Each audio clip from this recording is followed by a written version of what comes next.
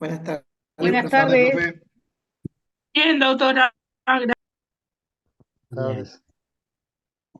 Bueno, me imagino que el fin de semana estudiaron Derecho Internacional Privado. En las caras, las caras. Bueno, no me quedo muy convencida de ese estudio, pero bueno. Bueno, muchachos, a ver, esperen que voy a ver si puedo compartir un documento de Word, porque quiero ir armando un esquema con ustedes de lo que fuimos viendo. Entonces, tengo que abrir Word y ya empiezo a grabar. ¿Pudieron ver las grabaciones? Sí, profesora.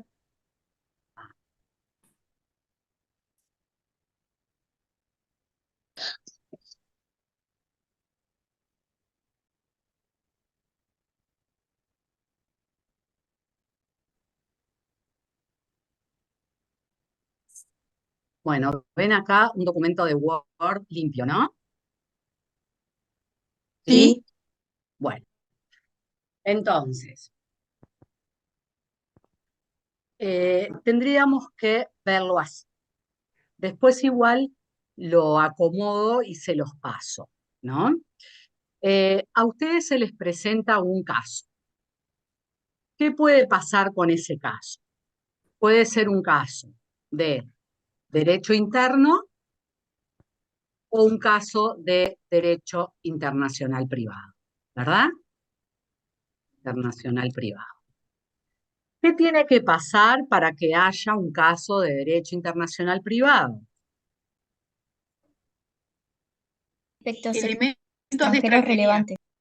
Ahí va, tiene que haber elementos de extranjería relevantes. ¿Ah? Perfecto. Entonces, si tengo un caso de DIP, de Derecho Internacional Privado, ¿qué es lo que tengo que ver? Primero que nada, Los estados involucrados. antes, a ver María, antes, No habíamos dicho, profesora, que teníamos que ver que no se aplicara una norma de urgencia para que excluyera, digamos, el funcionamiento del bien, DIP, o sea que antes de darle funcionamiento al DIP, que no hubiera una norma de aplicación inmediata o de policía, y ahí sí se iba a perfecto, aplicar nuestra ley, y ahí no se daba andamiento al DIP. claro. Entonces, acá lo que quiere decir es que se aplica el derecho interno uruguayo. ¿Está? Como el artículo 15 de la ley de minería, que usted dio el ejemplo. Perfecto. Artículo 15 de la ley de minería. Perfecto. Bien. Entonces, acá muchachos, a ver los micrófonos. Ay, no puedo silenciar, escribir. Bien. Elementos de extranjería. Entonces, si nosotros seguimos con esto, acá, ¿qué fue que dimos en cuanto a la clase? A la clase, los temas pasados. Acá dimos lo que es el método exclusivista, ¿se acuerdan? Que era el tercer método que nosotros vimos. ¿Tá? También, si nosotros estábamos ante un caso de derecho internacional privado, lo que vimos es que, ¿qué es lo que vamos a tener que responder?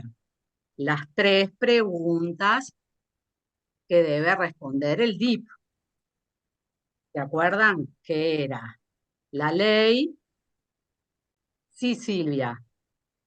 La ley aplicable, el juez competente y el reconocimiento de sentencia. Ahí va, la ley aplicable, el juez competente y los requisitos para el reconocimiento de sentencia extranjera. ¿Tá? quiero ir hilando todos los temas que vimos para que vean cómo se relacionan. ¿Está? Bien. Siguiendo con esto, entonces, teníamos este método, las normas de aplicación inmediata con el método exclusivista. Después sí que nos preguntábamos si, por ejemplo, no hay norma, esto es como que fuera un pizarrón, muchachos, para que quede claro, no sé si les sirve o no, pero si no hay norma de aplicación inmediata, ¿qué hacemos?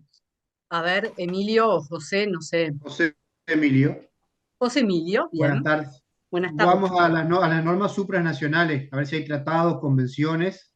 Pero primero que teníamos que ver, a ver, María, ¿Cuáles eran los ordenamientos involucrados? Los ordenamientos ¿cuáles, involucrados, exactamente. cuáles son los ordenamientos jurídicos involucrados? ¿Está? Acá se acuerdan que en el caso, ¿qué es lo que tengo yo? Una relación jurídica, ¿no? Esto es importante porque después lo vamos a ver. Entonces, no hay norma de aplicación inmediata, entonces, ¿cuáles son los ordenamientos jurídicos involucrados? ¿Está? Luego, sí que teníamos, José Emilio. Las normas supranacionales, a ver si hay tratados, convenciones. Sí, Primero, existen. primero a nivel, a ver, pues ahí no me acuerdo mucho. Primero a nivel subregional, que si vamos de menor a mayor, después regional y si no universal. A ver, eso lo vemos, pero ahora lo aclaramos. Si existen entre los ordenamientos jurídicos involucrados Tratado. normas de DIP, de fuente supranacional. ¿Estos qué son? Como bien dijo María, tratados, convenios, convenciones, etcétera. ¿Ah? Bien. Perfecto. Si no tengo norma de DIP de fuente supranacional,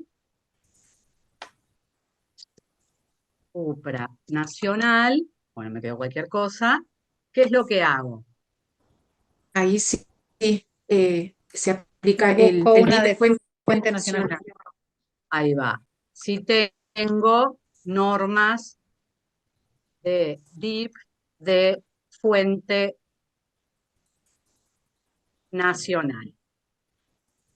Bien. ¿Está? ¿Esto en virtud de qué?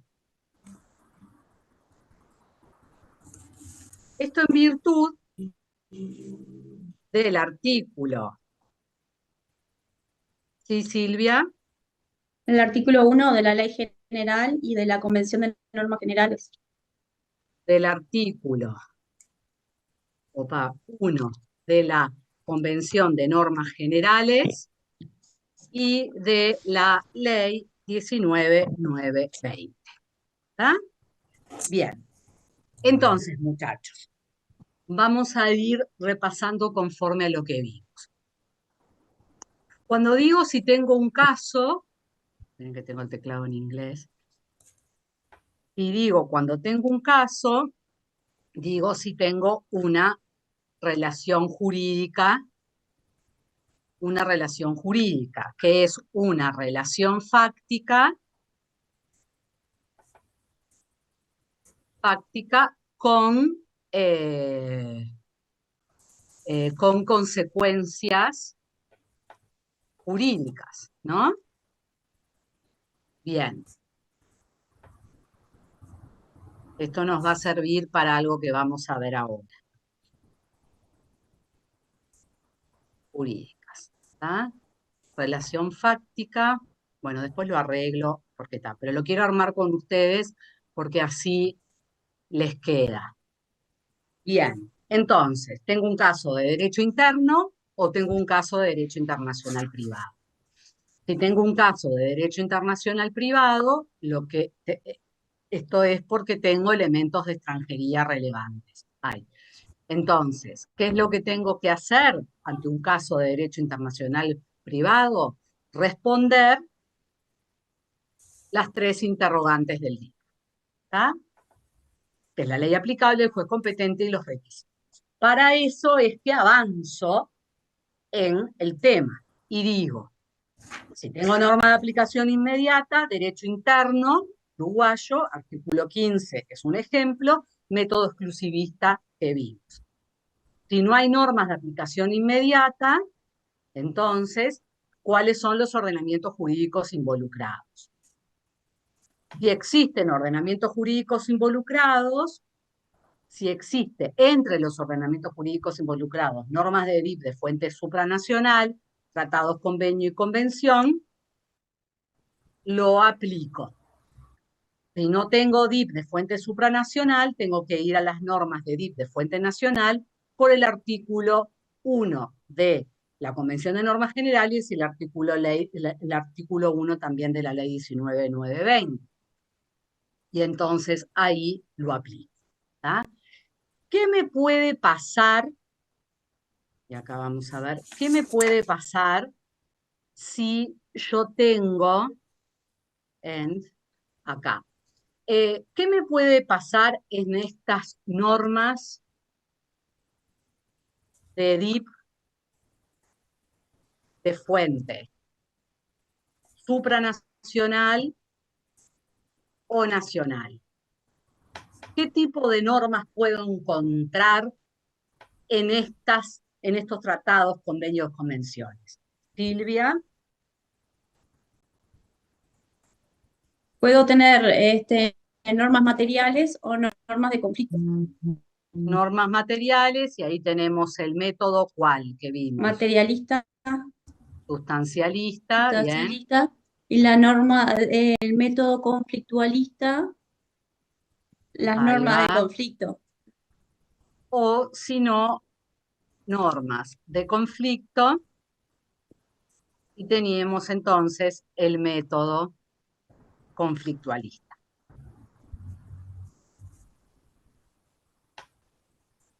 Entonces, ¿ven cómo acá ya dimos este es uno de los temas que dimos, ¿no? Cuando empezamos la clase. Después, cuando vimos objeto y método, vimos las normas materiales, las normas de conflicto con sus respectivos métodos. ¿Tá? Y también vimos las normas de aplicación inmediata, también con su método. ¿Tá? Bien. Ay, no, qué tonta.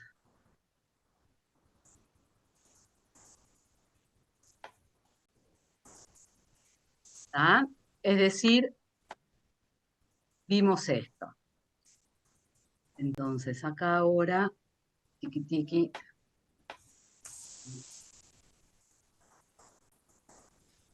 Acá. Normas de aplicación inmediata con su método. Y vimos también el otro tema de las normas materiales, sustancialistas y normas de conflicto con el método conflictualista. ¿Ah?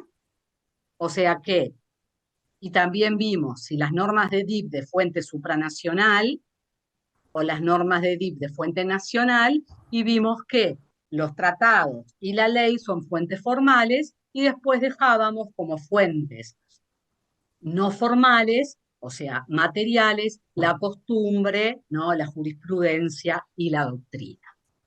Cuando nosotros decimos cuáles son los ordenamientos jurídicos involucrados y para determinar si tengo tratado, convenio y convención, acá lo que voy a aplicar de alguna manera es la codificación del derecho internacional privado, que lo vimos, es decir, si vamos a tener foros universales, regionales, subregionales, bilaterales, ¿tá? Es decir, que esto se vincula también con la clase que dimos foros y fuentes.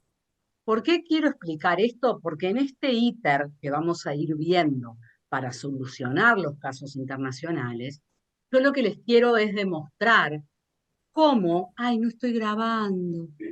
Esperen, ahora voy. Cómo, a medida que voy solucionando los casos, voy aplicando los temas que fuimos dando. ¿Ah? Es decir, ¿para qué sirven los temas estos? Otra forma de estudiar es, bueno, Silvia, a ver, recíteme de memoria cuáles son el objeto y método del derecho internacional privado. Entonces usted va a hacer una pregunta perfecta, que eso también lo tienen que saber. ¿Cuál es el objeto del derecho internacional privado para el método conflictualista? ¿No? ¿Cuál es el método conflictualista, el sustancialista? Bueno, el conflictualista con sus variantes, etcétera, etcétera. Esto lo que intenta es explicar por qué es importante determinar el objeto y el método del derecho internacional privado, porque como ustedes ven, ante un caso privado internacional, puedo tener o una norma de aplicación inmediata, o puedo tener un tratado que puede tener normas supranacionales, ¿no? Materiales, o normas de conflicto. ¿Ah? Bien, entonces por eso acá lo que dijimos es, si no tengo una norma de DIP de fuente supranacional, voy a las normas de DIP de fuente nacional y aplico esa normativa. ¿Qué puedo tener?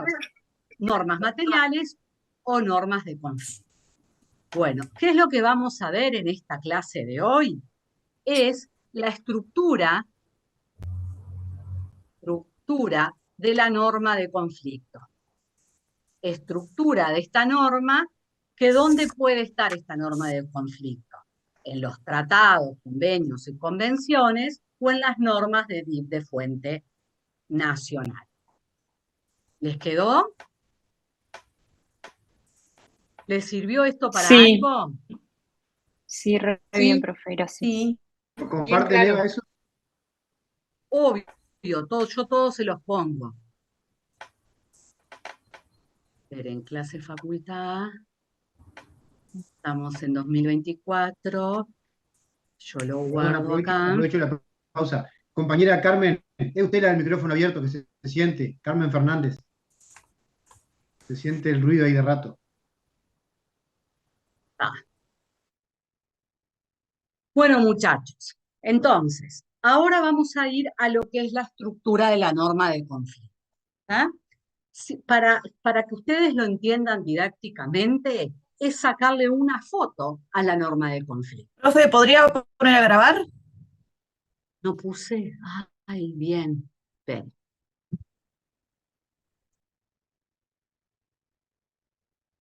Eso háganmelo acordar siempre, muchachos, porque acá. Recording in progress. Bien. Entonces, muchachos, luego de aclarado este esquema que se los voy a subir a Eva sobre cómo debo resolver un caso privatista internacional, teniendo en cuenta lo que vimos, las 3 preguntas del DIP, el objeto y el método, las fuentes y la codificación, empezamos puntualmente con la estructura de la norma de conflicto. Ya le doy la palabra, Daniela. Norma de conflicto que ustedes saben que es algo nuevo para ustedes, ¿verdad? Por eso es importante detenernos en su estudio. Sí, Daniela. Sí, sobre para hacer un panorama de la norma de conflicto, de la estructura, a grandes rasgos. Perfecto. Buenas tardes, perdón. Sí, sí. Bueno, esa norma de conflicto es la que utiliza la teoría clásica o la conflictualista, ¿verdad? La concepción, ahí va, clásica o conflictualista respecto del objeto del derecho internacional privado. El mecanismo para resolver lo que es el conflicto de leyes, ¿verdad? Allí podemos ver 3 elementos o 2 elementos y que se destaca en uno de ellos otro elemento más, que tenemos la categoría como supuesto de hecho, que es un poco lo que usted se refería hace un momento con las relaciones fácticas, en cuanto a lo que de Ujú, jurídica, ¿verdad? Que en el esquema. Tenemos la disposición, que es la regulación propiamente dicha. ujú. Tenemos el punto de conexión, que a su vez es el elemento que diferencia las normas materiales, ¿verdad? Con las normas de conflicto. Y en ese punto de conexión vamos a encontrar qué es lo que va a regular. ¿Bien? Bien, perfecto. O sea que le sacamos una foto a la norma de conflicto y decimos, la norma de conflicto tiene dos grandes, La norma de conflicto tiene. esperen que voy a mutear porque...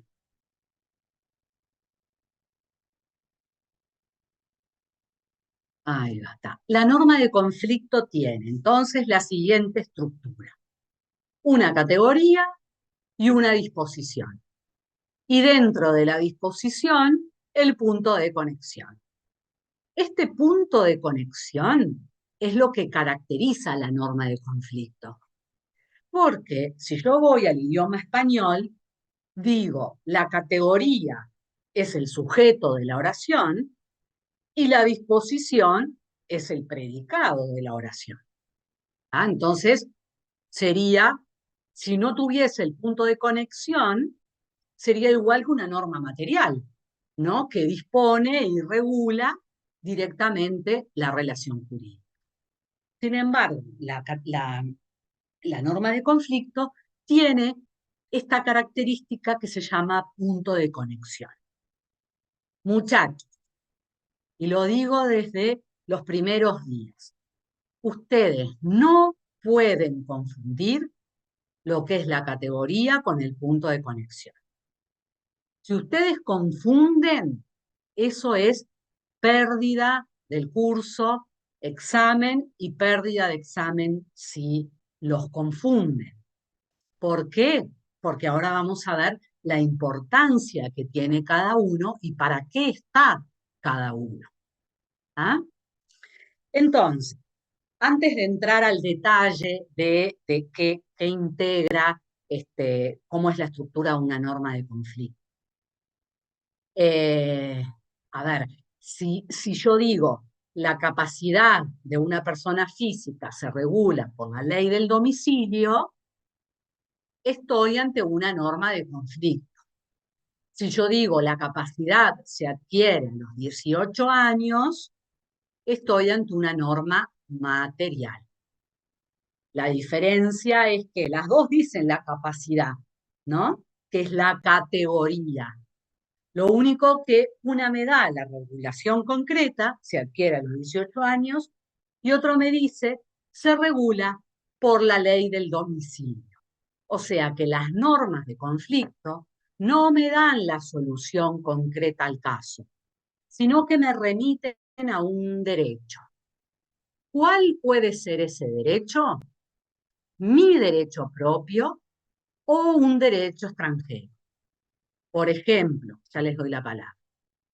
Y yo tengo que saber la capacidad de una persona que está domiciliada en el Uruguay y que quiere realizar un contrato en el extranjero. Si digo la capacidad se regula por la ley del domicilio, la persona al estar domiciliada en Uruguay se va a aplicar el derecho uruguayo, nuestro derecho interno. Vamos al Código Civil y el Código Civil sí tiene normas sustanciales internas directamente que me dice que se adquiere a los 18 años de edad la mayoría. Si la persona tiene más de 18, es capaz. Pero también, ¿qué me puede pasar? Que yo tenga que saber si una persona que está domiciliada en el extranjero tiene capacidad, es capaz o no. Entonces, si digo que la capacidad se regula por la ley del domicilio y la persona está domiciliada, por ejemplo, en Argentina, será el derecho interno argentino el que me dirá si es capaz o no. ¿Con esto qué quiero decir? Que las normas de conflicto, a través de su punto de conexión, nos pueden remitir al derecho propio o a un derecho extranjero. Nosotros vimos que cuando nos remite a un derecho extranjero, por ejemplo, el juez uruguayo debe aplicar derecho extranjero. Dijimos que esto lo íbamos a ver en una clase, pero lo planteamos en las primeras clases como para movernos un poco y ver a dónde nos lleva el derecho internacional privado, que hasta ahora ustedes esos puntos no los tenían tan claros. ¿Hasta acá vamos bien? Solo decir que eso está en el artículo 2, lo de los jueces, que tienen que aplicar derecho extranjero de la Convención Interamericana. Ah, bueno, eso lo vamos Ahí. a ver, Tatiana, y vamos a tener una clase específica sobre aplicación de derecho extranjero. ¿Ah? Sí, José Emilio. No, que un poquito, que lo que estuve leyendo, un poquito de historia, Ujú. que en los primeros intentos de fomentar el derecho internacional privado, sí sería importante el punto de conexión, que fue en Perú en el 1878, y no, si bien se reunieron, no, ningún estado lo rectificó o adhirió, porque el punto de conexión era la nacionalidad del individuo.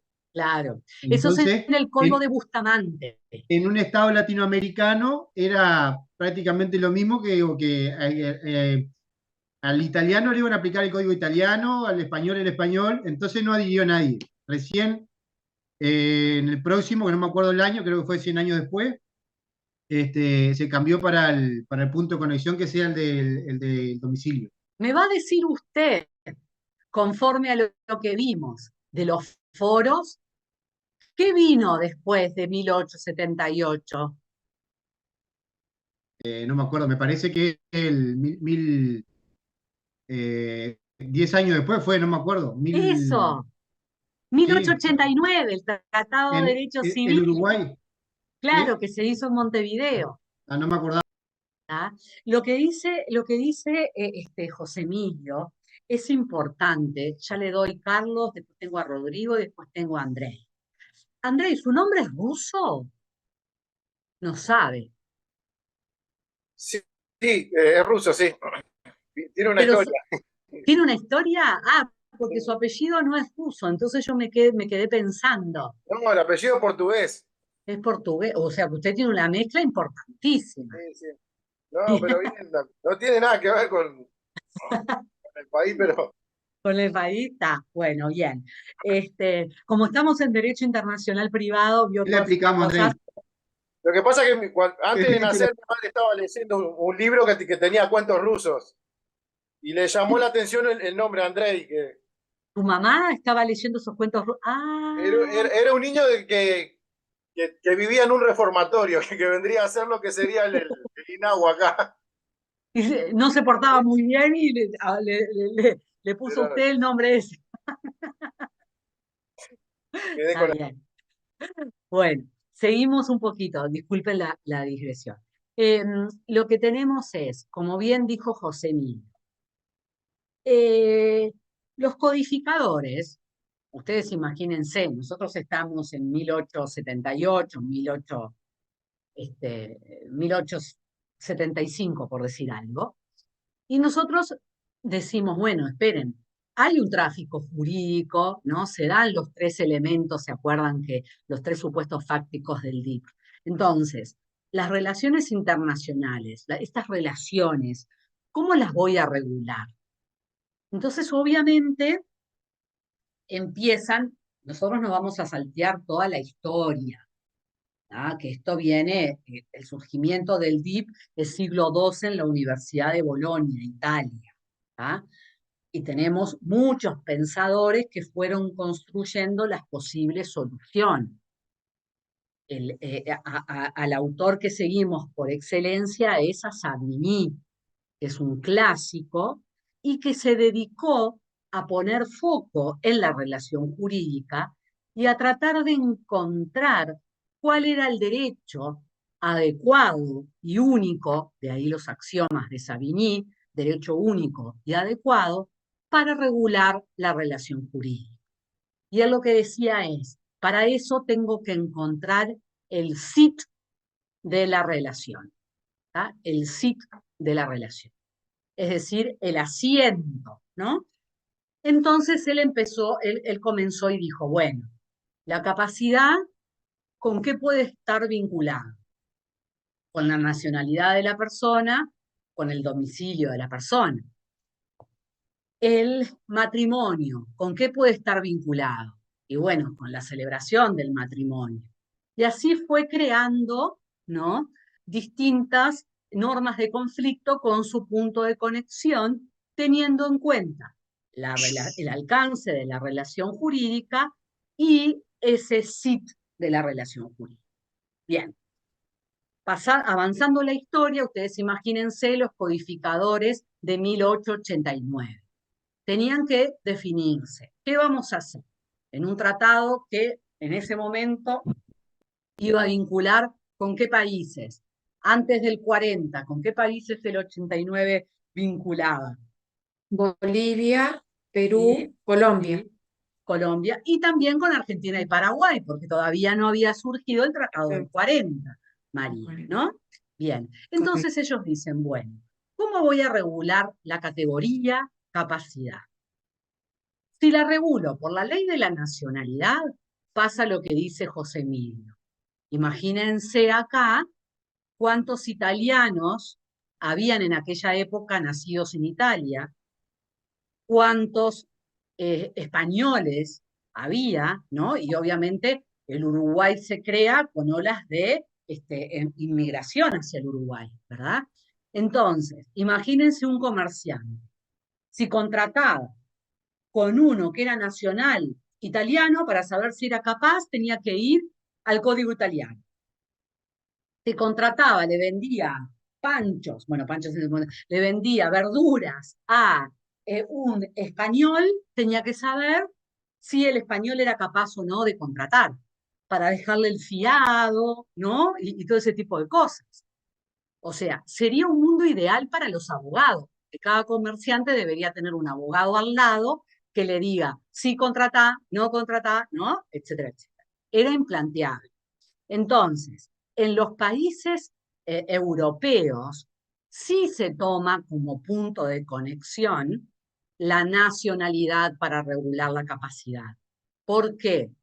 Porque esos países quieren extender y aplicar su derecho fuera de frontera, tanto más porque son obviamente conquistadores, exconquistadores. Pero nosotros, que somos receptores de inmigrantes, no podemos hacer eso. Entonces, se decidió regular la capacidad por la ley del domicilio y no de la nacionalidad. Eso es lo que planteaba José Emilio. En el Código de Bustamante, que fue la primera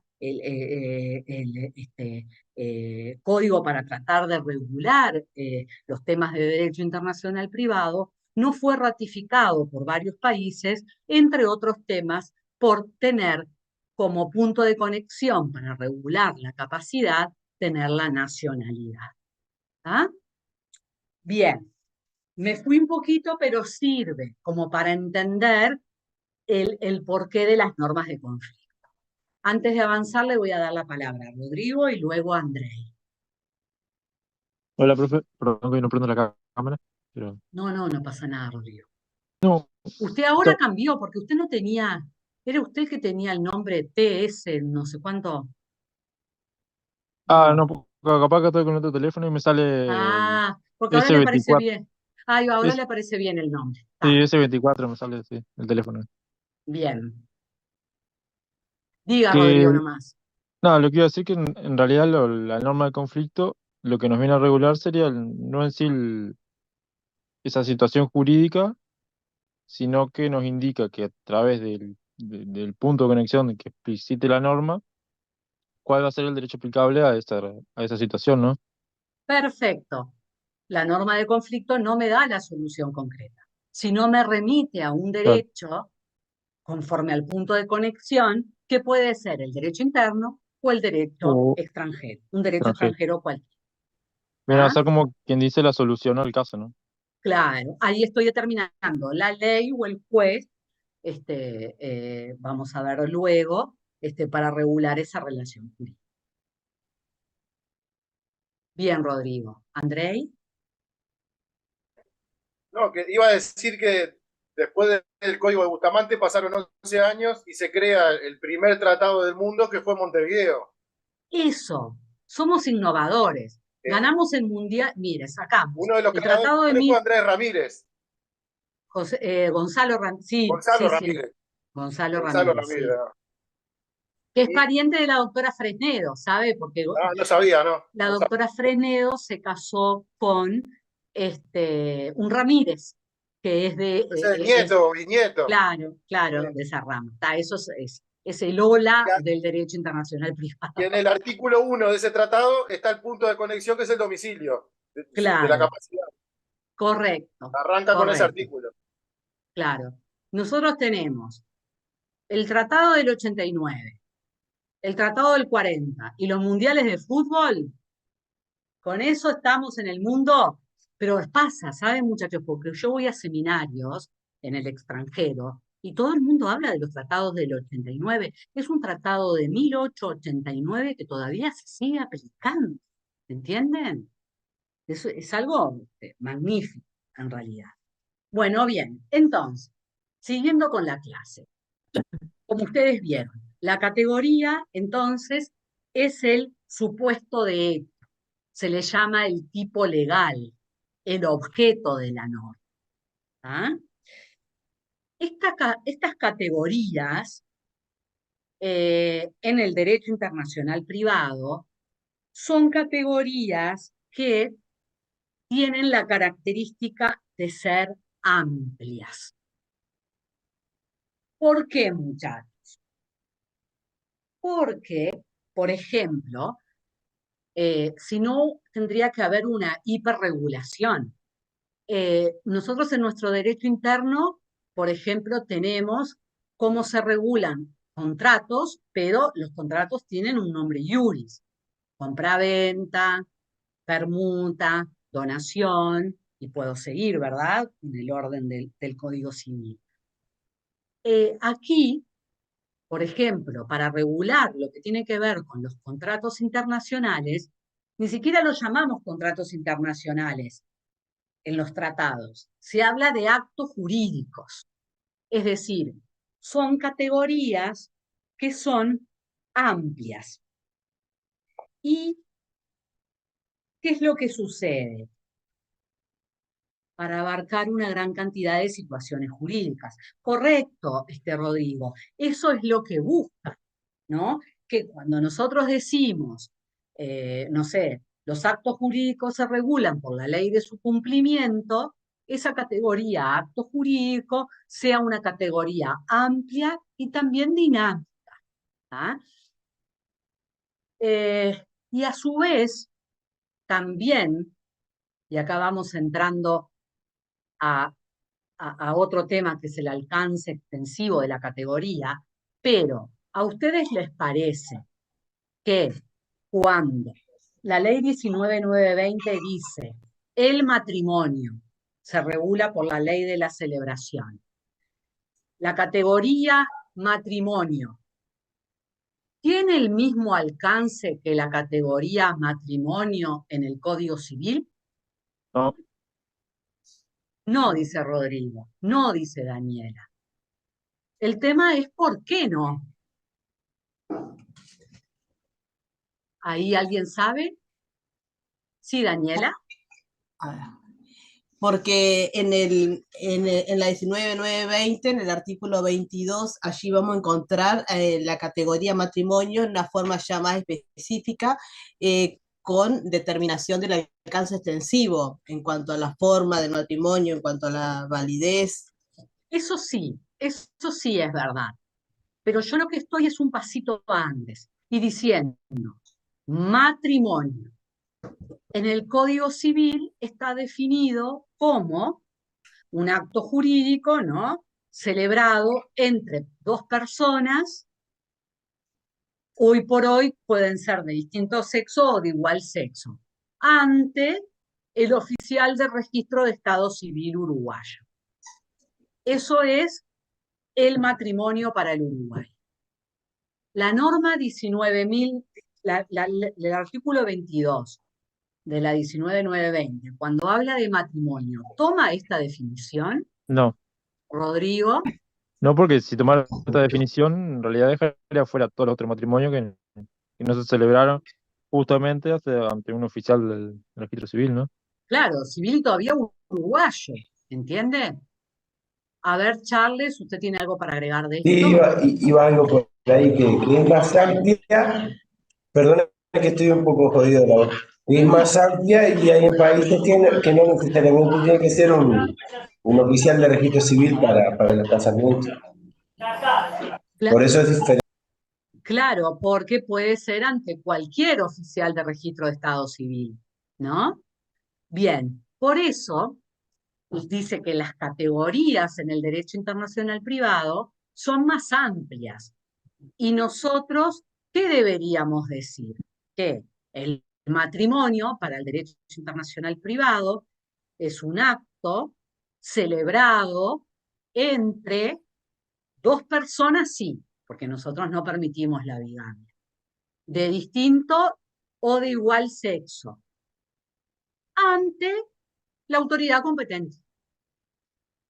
Entonces, si por ejemplo, en Grecia está permitido el matrimonio ortodoxo, que en realidad casa solo un cura, y bueno, si se hizo, perdón Daniela, que creo que iba a decir eso. Sí, iba a comentar, sí, el rito ortodoxo del matrimonio griego, sí. Rito ortodoxo griego para el Uruguay es válido.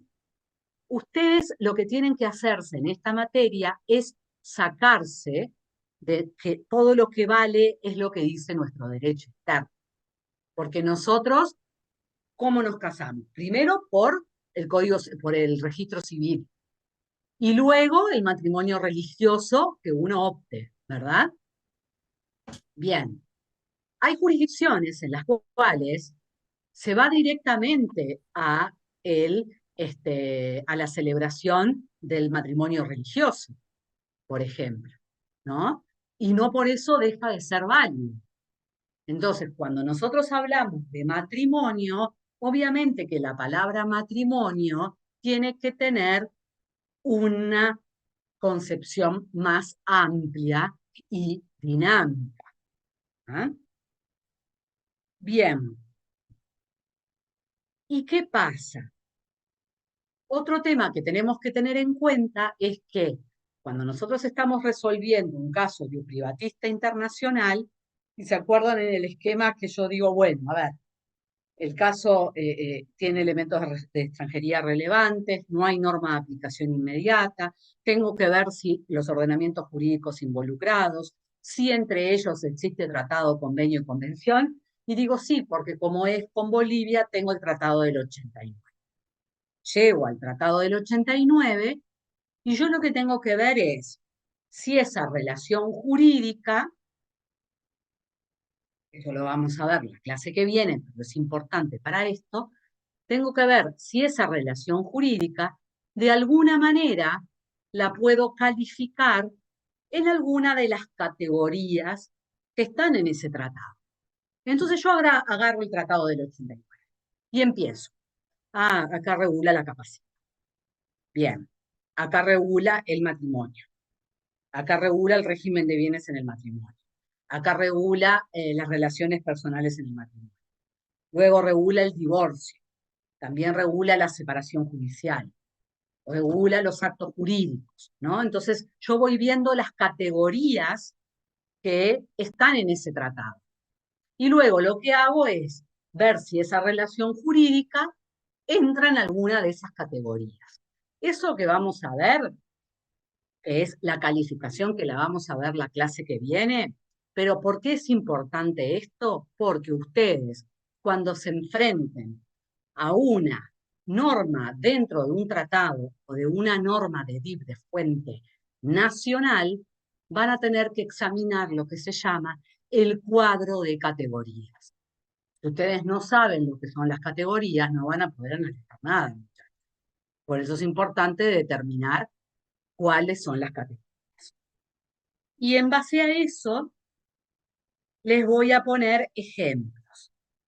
Por las dudas, en el libro del 2022 de la doctora Fresnedo, el artículo 32, que está en la página 363, está mal. Por eso ella lo Profesora, corrigió. Sí, lo descubrimos, ¿se acuerda? Con un compañero el año pasado. Ay, sí, y yo se lo dije a la doctora y ella en la edición de ahora lo arregló. Sí, por eso había visto. Ahí va. Bueno, entonces, vamos a tomar, a ver, alguien que lea el artículo 20 de la ley 19920. Pero si no es ese artículo, ¿cuál es entonces? Vamos a leer el artículo 20 de la ley 19920. ¿Lo leo? Ese artículo, sí. Capacidad de ejercicio. La capacidad de ejercicio de las personas físicas se rige por la ley de su domicilio, a efectos de determinar Hasta ahí, Natalia, hasta ahí. La capacidad de ejercicio de las personas físicas se rige por la ley de su la ley domicilio. de su domicilio. ¿Cuál es la categoría en esta norma? Gaspar. Capacidad. La capacidad. La Pero capacidad de ejercicio eso, de las personas físicas. eso, todo eso es la categoría. Porque no es la capacidad de una persona jurídica, no es la capacidad de goce. O sea, está determinada que es la capacidad de ejercicio de la persona física. Esa es la categoría. ¿Cuál es la disposición? Se rige por la ley del Daniela. Perdón. Se rige por la ley de su domicilio. Perfecto. Todo eso es la disposición. ¿Y cuál es el punto de conexión, Daniela? Domicilio. Domicilio, que es la ley de su domicilio. ¿Tá? Pero el domicilio es el punto de conexión. ¿Tá? Entonces ahora vamos a esta norma que en este libro quedó mal, pero que es importante porque, muchachos, ustedes no siempre van a encontrar la norma redactada así, categoría y luego disposición. Pueden encontrar la disposición primero y la categoría después. Por ejemplo, el artículo 20 de la ley 19920. A ver si alguien lo puede leer.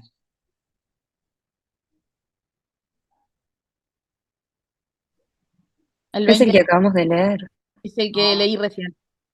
El artículo... Ah, sí, tiene razón, el artículo 20 no, el Profesora, artículo disculpe, 22. Sí. no me quedó claro el punto de conexión, si es celebración o es domicilio. No, celebración, ¿de dónde surge?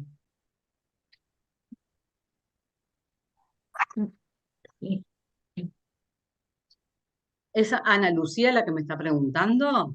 No. Sí, porque me estoy guiando por el libro y no sé si...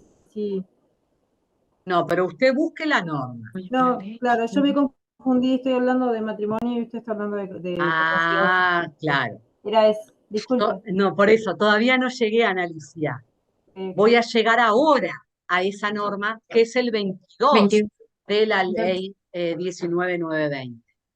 A Lo ver, leo, Natalia, profesora. usted. Ah, bueno, María, sí. Como es matrimonio. La ley del lugar de la celebración del matrimonio rige la capacidad de las personas para contraerlo, la forma, la existencia y la validez del acto matrimonial. Bien. Entonces, muchachos, este es un típico caso en el cual primero aparece la disposición y por último aparece la categoría. ¿Cuál es la categoría de esta norma? La capacidad de las personas para contraer matrimonio, las formas del matrimonio, la existencia y la validez del acto matrimonial. Todo eso es la categoría. ¿Ah? Que en realidad lo que podríamos decir es que la categoría es el matrimonio, el acto matrimonial, y todo lo demás El es alcance. el alcance extensivo de la categoría. Pero obviamente, ¿qué es la categoría? ¿Ah? ¿Y cuál es la disposición? A ver, Ana Lucía, usted, si lo tiene ahí. Bien, Cecilia.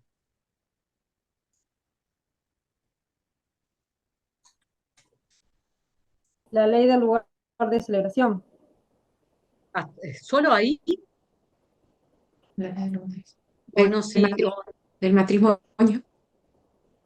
Y nos sigue Rige. la norma. Sí, sí, sí. Rige. La ley del lugar de celebración del matrimonio rige. Rige. Esa es la disposición. ¿Y cuál es el punto de conexión? La celebración. La celebración. ¿Está? Entonces, ven cómo vamos viendo, distinguiendo categorías, disposición y punto de conexión dentro de una norma de conflicto. En los parciales yo les puedo poner varias normas para que ustedes identifiquen cuál es la categoría, cuál es la disposición y cuál es el punto de conexión. ¿Tá? Porque es importantísimo identificar este tipo de normas. ¿Alem? Sí, hola, ¿se me escucha? Sí, perfecto. Sí, no estaba analizando esa norma y me preguntaba, porque como se sabe que no todos los matrimonios del extranjero son reconocidos acá, supongo que tiene que haber una norma de policía de esas de las que hablábamos que restrinja lo que es la forma de, y la validez de ciertos actos matrimoniales. Y me preguntaba cuál sería esa norma que lo limita. No, ahí lo que vamos a ver, creo que usted ya lo había preguntado eso también en una clase, en general. Lo que nosotros vamos a tener es todo un instituto que es el orden público internacional. Ah, Silvia, ¿usted lo sabe? A ver, y yo Sí, después eso, iba a les decir que en ese caso aplicamos el orden público internacional como una excepción a nuestro ordenamiento jurídico, que tenemos la protección del Estado, porque ahí, por ejemplo, le damos validez al primer matrimonio y o sea, a todos los matrimonios le damos validez, pero la eficacia solamente queda en el primer matrimonio como normativa que tenemos nosotros de solamente uno, porque dos ya Claro. sería bigamia y es un delito. Es una excepción a la aplicación del derecho extranjero, el orden público. Ya voy, José Emilio. A ver, ahí, Alem, el tema es el siguiente. Usted va a razonar de esta forma. El matrimonio se va a regular por la ley de la celebración. Voy a la ley de la celebración. No hay nada en la ley de la celebración que contraríe mi orden público internacional. Le reconozco eficacia a ese matrimonio. Ah, pero cuando voy a mirar ese matrimonio, por ejemplo, otro matrimonio, se celebró con una niña de 3 años. Opa, eso va en contra de nuestro orden público internacional. Entonces yo a ese matrimonio no le voy a reconocer eficacia, porque va en contra de nuestro orden público internacional. ¿Ah? Sí, Alem. ¿Qué vendría a ser entonces el orden público internacional o cómo lo deducimos? Bien, el orden público internacional, vamos a tener una clase específica sobre el orden público internacional, está definido como el conjunto de normas y principios sobre los cuales el Estado guayo asienta su individualidad jurídica. Esto es como las normas de aplicación inmediata. Usted no va a encontrar un listado de temas, un listado de temas de qué es orden público internacional. ¿Por qué? Porque es dinámico, porque antes los matrimonios entre personas de diferentes sexos, de igual sexo, afectaban nuestro orden público internacional. Después de, obviamente, elaboraciones doctrinarias y después de la sanción de determinadas leyes, ya eso no es orden público internacional. Se admiten matrimonios celebrados entre personas del mismo sexo. Entonces es dinámico. Entonces, ¿qué puede ser el orden público internacional? Bueno, el tema de, por ejemplo, la bigamia, el tema de un matrimonio que no se cumplan con los impedimentos dirimentes, un Estado que aplique, por ejemplo, la esclavitud, A ver, un Estado que afecte en su normativa la igualdad entre el hombre y la mujer, ¿ah? O sea, son todos temas generales. Tengo a Isabel y tengo a José Emilio. Hola, buenas tardes. Lo que iba a aportar respecto de esto es que el año pasado yo cursé un seminario de Derecho Internacional Público y fue bastante difícil cursar el seminario sin haber cursado la materia antes, pero cuando hablamos del orden público, lo que nos explicaron es que son situaciones que realmente nos chocan a la vista, o sea, nos rompen los ojos, por así decirlo, y por eso lo percibimos como inconcebible a nuestro derecho. Claro, en realidad uno puede decir, bueno, pero que rompen los ojos, ¿conforme a qué criterio? ¿No? Bueno, de alguna manera está vinculado a esos principios en los cuales el Estado asienta su individualidad jurídica, ¿verdad? Bien, Isabel. Gaspar y después José Emilio. Una consulta. Teniendo en cuenta el caso de IPR, que quiero resolver, por ejemplo, la ley aplicable, y encuentro una norma de fuente nacional, por ejemplo, habiendo descartado los pasos anteriores, eh, que me establece una categoría. Para determinar que el caso queda contemplado dentro de la categoría, eso supone hacer un previo razonamiento en donde de aplicación de normas, por ejemplo, no sé, Gaspar, eso es la clase que viene.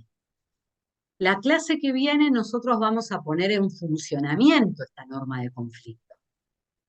Y vamos a estudiar las teorías que existen para cómo calificar una relación jurídica en una categoría o en otra. Creo que su pregunta iba por ahí. Vamos a... Sí, alguna duda, en realidad, no sé bien por dónde iba, pero... Ahí va. Bueno, no, pero está bien. Yo lo que le pido a Gaspar es, veamos la clase que viene, si cuando demos la clase, si contestamos esta duda. Si no, usted vuelve a levantar la mano y lo vemos. Pero va por ahí. ¿Ah? No le quiero contestar ahora porque si no me descarrilo del objeto de la clase de hoy. Pero está bien su pregunta, es correcto. Isabel, ¿usted quedó con la mano levantada de anterior? Sí, creo que sí. Sí, disculpe. No, por favor. José Emilio. No, lo que estábamos hablando del orden público, que vos, para hacerlo vagamente y de repente para no tener tanto margen de error, cualquier derecho que atente contra nuestro derecho positivo, no lo estaríamos reconociendo. Sí, eso sí, pero lo que pasa que también el orden público internacional no solamente son normas, sino también son principios. Entonces, por eso lo vamos a ver, pero vamos a ver una clase sobre orden público internacional. Tatiana. No, para aportar lo que estamos hablando hoy de las categorías. No sé si que puede haber normas que también que tengan varias categorías. Como Sí. por ejemplo el artículo 2396 del apéndice del código, del ex apéndice del Código Civil, que dice: la ley del domicilio matrimonial rige las relaciones personales de los cónyuges, separación de cuerpos, divorcio y de los padres con sus hijos. Sí, es verdad. Ahí está. Es verdad. Sí. Ahí está, que tiene varias categorías. Sí. Por eso nosotros tenemos que siempre identificar las categorías, pero es verdad, hay normas que regulan por un mismo punto de conexión varias categorías, como ese artículo, por ejemplo. Está bien, Tatiana, perfecto. Mara.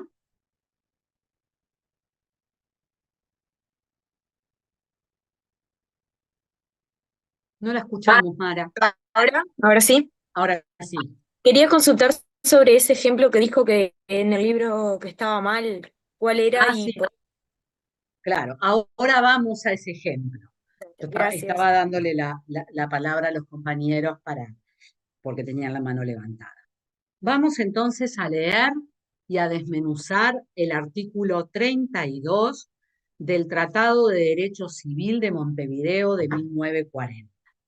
alguien que lo busque y que lo pueda leer.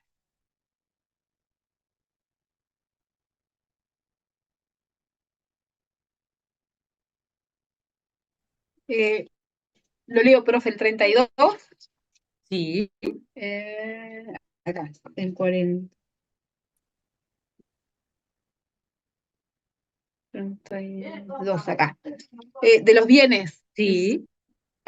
Los bienes, cualquiera que sea su naturaleza, son exclusivamente regidos por la ley del lugar en donde están situados en cuanto a su calidad, a su posesión, a su enajenabilidad absoluta o relativa y a todas las relaciones de derecho de carácter real de que son susceptibles. Bien, este artículo nos permite entender bien lo que es la categoría, la disposición y el punto de conexión. Porque comienza, los bienes cualquiera sea su naturaleza. ¿Qué les parece a ustedes? Esto es una categoría, es disposición, es punto de conexión, conforme a lo que vimos. Categoría. Categoría. Es una Bienes. categoría. Es la categoría. Bien. Sigue la norma y dice, son exclusivamente regidos por la ley del lugar en donde están situados. ¿Qué es eso? La disposición. Esa es la disposición. Entonces, si esa es la disposición, adentro de la disposición tiene que estar el punto de conexión. ¿Cuál es el punto de conexión? Lugar donde están situados. Lugar donde están situados los bienes. ¿Ah? Y todo el resto del artículo que dice, en cuanto a su calidad, a su posesión, a su enajenabilidad absoluta o relativa, y a todas las relaciones de derecho, de carácter real de que son susceptibles. ¿Qué es eso? Alcance extensivo, profesor. El alcance extensivo ¿de qué? De la categoría bienes. De la categoría bien. Entonces, si ustedes en el libro de la doctora Fresnedo, está mal puesto donde dice disposición tiene que decir categoría y donde dice categoría tiene que decir disposición. En el libro, en la edición de 2022. ¿Tá? Entonces, sin perjuicio de lo que diga el libro, lo que nosotros tenemos que tener en cuenta es que los bienes, en cuanto a su naturaleza, en cuanto a su calidad, a su posesión, a su enajenabilidad absoluta o relativa, a todas las relaciones de derecho de carácter real de que son susceptibles, estamos en la categoría. Y son exclusivamente regidos por la ley del lugar donde están situados, es la disposición. Lugar en donde están situados es el punto de conexión. ¿Tá? Esta norma, que para ustedes pueden decir, ay, qué complejidad, ¿por qué no ponen primero la categoría y después la disposición? Porque vimos que hay una norma donde tenemos primero la categoría y después la disposición. Hay otra norma donde vimos primero la disposición y luego la categoría. Esta norma pone la categoría, después la disposición y después vuelve a hablar del alcance extensivo de la categoría. ¿Ah? Entonces, de todos modos, esta norma, yo le llamo pedagógicamente, es una norma salvadora. Y vamos a verlo la clase que viene, porque es una norma salvadora. Se los dejo ahí picando para la clase que viene. Entonces, sí, Julieta. Profe, perdón, yo no entendí eso del alcance extensivo que nombraron. Claro. ¿Qué pasa? Una categoría, ¿tá?, tiene lo que se llama su alcance extensivo. ¿Qué quiere decir? ¿Qué es lo que meto dentro de esa categoría? Si yo estoy hablando de la capacidad de ejercicio, bueno, ¿qué entra dentro de esa categoría? Si estoy hablando de la categoría capacidad, ¿qué entra dentro de esa categoría? Bueno, puede entrar la capacidad de goce, puede entrar la capacidad de ejercicio, puede ser de las personas físicas, de la persona jurídica.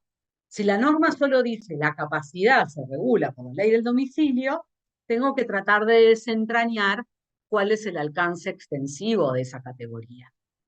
Por suerte la norma que nosotros vimos en el artículo 20 de la ley 19.920, de alguna manera especifica, porque dice la capacidad de ejercicio de las personas físicas. O sea, me determina el alcance extensivo de la categoría capacidad.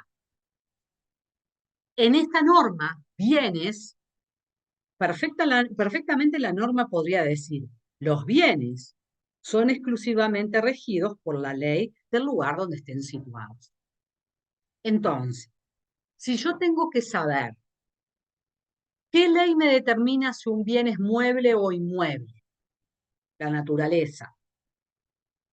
Si yo tengo que ver cuáles son los requisitos para la posesión de un inmueble, si yo tengo que ver si ese inmueble está dentro del comercio de los hombres y puede ser enajenado, si yo tengo que ver si ese bien puede sufrir un desmembramiento de dominio en cuanto a derecho real, ¿no? De uso o usufructo, ¿no? Nuda propiedad o lo que fuere. Todas esas preguntas están dentro del alcance de la categoría bienes. Concretamente, si yo tuviese solo una norma que dice los bienes son exclusivamente regidos por la ley de su celebración. Tendría que tratar de saberlo, tratar de alguna manera de desentrañarlo. Por suerte, y por eso digo que esta norma es salvadora, esta propia norma nos dice cuál es el alcance extensivo de esta categoría, qué es lo que entra dentro de esta categoría de bienes. Entonces sí voy a saber que la misma ley del lugar donde los bienes están situados me va a decir si un bien es de naturaleza mueble o inmueble. La propia ley del lugar donde están situados los bienes me va a decir la calidad del bien, los requisitos para la posesión de ese bien. Si ese bien puede ser enajenado o es el obelisco y no se puede enajenar porque no está en el comercio de los hombres. El lugar de situación de los bienes también me va a decir si este bien se puede desmembrar su dominio o no, si se puede hipotecar el bien o no, ¿no? Porque dice todo lo que tiene que ver con el carácter real de que son susceptibles. Entonces, Julieta, ¿qué pasa? Nosotros vamos a estudiar la clase que viene cómo determinar el alcance extensivo de las categorías para poder calificar una relación jurídica en la categoría de una norma y luego que la norma esa me determine cuál va a ser la ley aplicable. Eso va a ser todo lo que vamos a ver, que va a ser una clase muy importante, sobre el alcance extensivo de las categorías y la calificación de la relación jurídica en la categoría para determinar su alcance extensivo. Hoy por hoy, hasta hoy, usted lo que tiene que saber es que hay normas formales que no determinan a texto expreso su alcance extensivo y hay otras normas que sí. ¿Le quedó claro? Sí, profe, ahora un poco más, sí, gracias. Un poco más. Por ejemplo, en la norma que vimos del artículo 22 de la ley 19.920, también determina el alcance extensivo de la categoría matrimonio.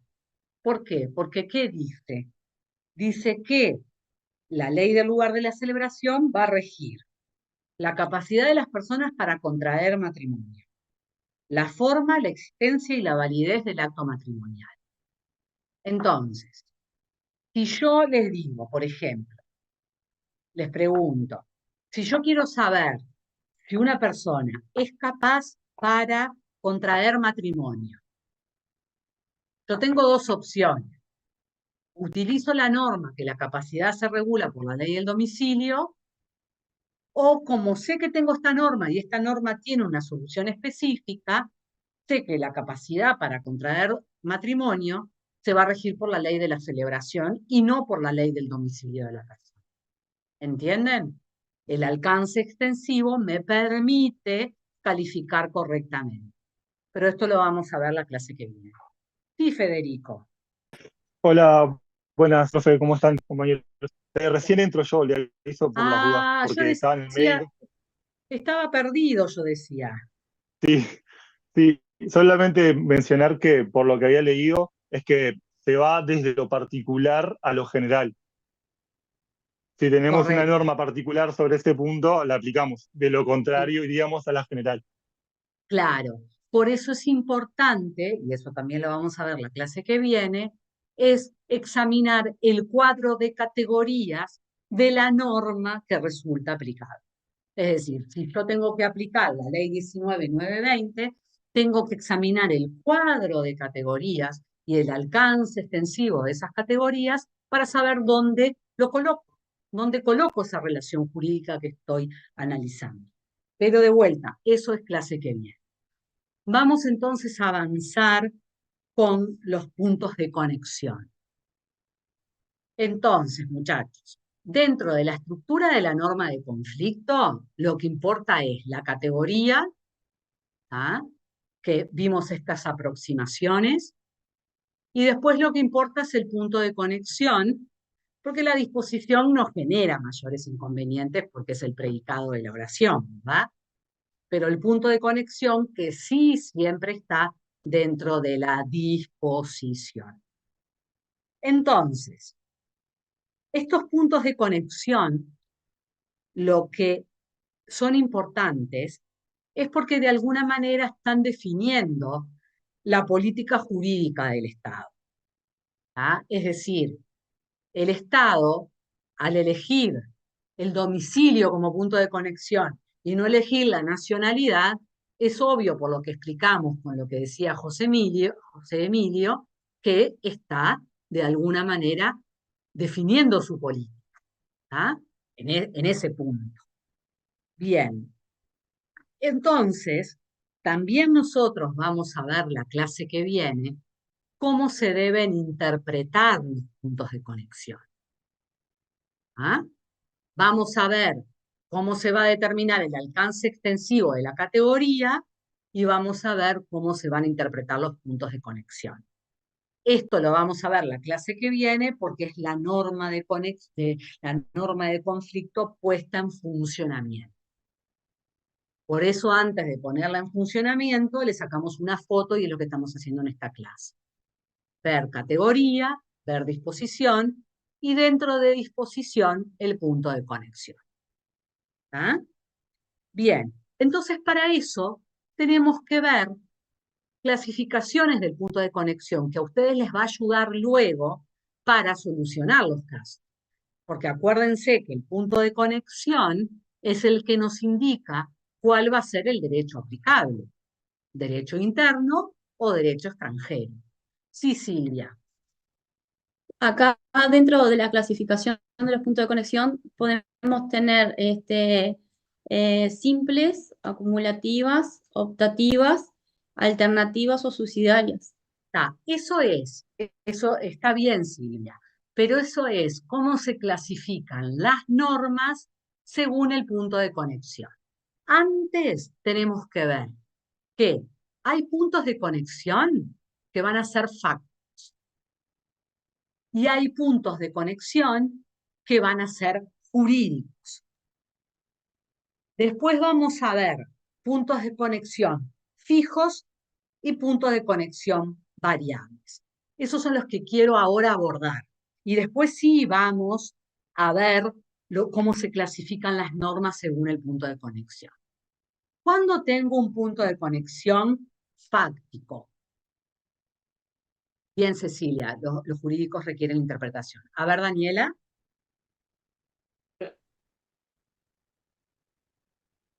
Está muteada. Profesora, Es el que no requiere interpretación, el fáctico, ¿verdad? A diferencia del jurídico que sí necesita la interpretación. Claro, es decir, el punto de conexión fáctico o de hecho surge de los hechos. Surge de los hechos. ¿Tá? ¿Cuál puede ser un punto de conexión de hecho? Ya vimos. El lugar de ubicación de los bienes.